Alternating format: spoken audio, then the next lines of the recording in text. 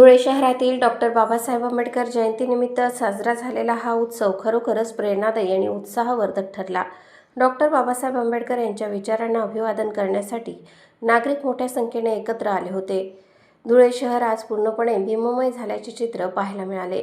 Bharat Ratna doctor Babasaheb Ambedkar यांच्या जयंतीनिमित्त शहरात उत्साहाची लाट उसळली होती।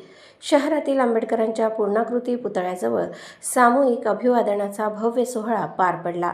राजकीय पदाधिकारी, सामाजिक कार्यकर्ते आणि नागरिकांनी एकत्र येत महामानवाला अभिवादन केले। पुष्पहार अर्पण करून कृतज्ञता व्यक्त करण्यात आली। जय भीमच्या घोषणांनी परिसर दुमदुमून गेला। निळ्या ध्वजांनी शहराचा मुख्य भाग सजला होता। पोलीस प्रशासनानेही चोख बंदोबस्त ठेवला होता।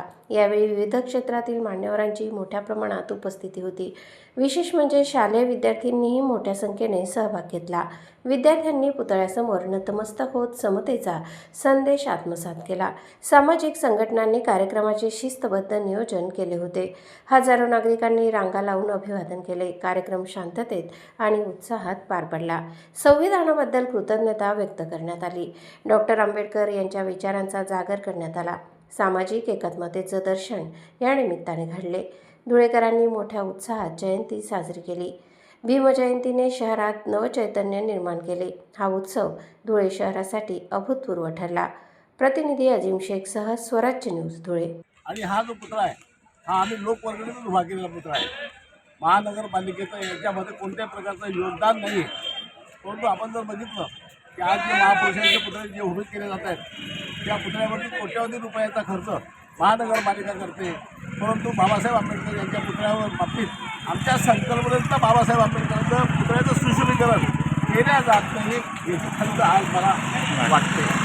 आनंदात आणि मोठ्या उत्साहात ती साजरी केली जाते आणि तद्वतच आपल्या धुळे शहरामध्ये देखील मोठ्या उत्साहाने हा कार्यक्रम जयंती उत्साहात पार पडते।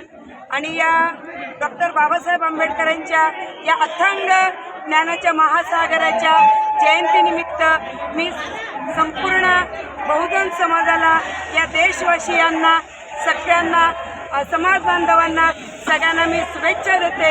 या ठिकाणी आज महापालिकेच्या माध्यमातून 75 लाख रुपये या ठिकाणी आम्ही स्मारकाच्या सुशोभीकरणासाठी मंजूर केलेले होते आणि त्याच्यातून एक कामाला आम्ही या ठिकाणी सुरुवात केलेली आहे। लवकरच हे पूर्ण करू आणि या ठिकाणी चांगलं सुशोभीकरण होईल। सर्व धुळेकर नागरिकांना